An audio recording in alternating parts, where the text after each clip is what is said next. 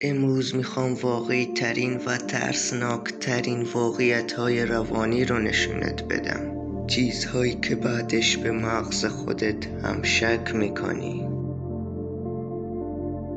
مغز ما میتونه خاطراتی بسازه که اصلا اتفاق نیفتادن. یعنی ممکنه کاملا مطمئن باشی فلان چیز رو تجربه کردی در حالی که هرگز رخ نداده.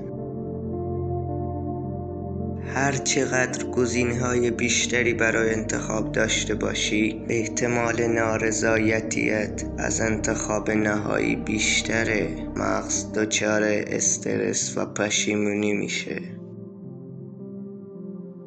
وقتی چیز جدیدی یاد میگیری، مثلا اسم یک دارو یا ماشین، مغزت اون رو همه جا میبینه. در واقع اون چیز تازه وارد نشده، فقط مغزت دقت بیشتری بهش پیدا کرده.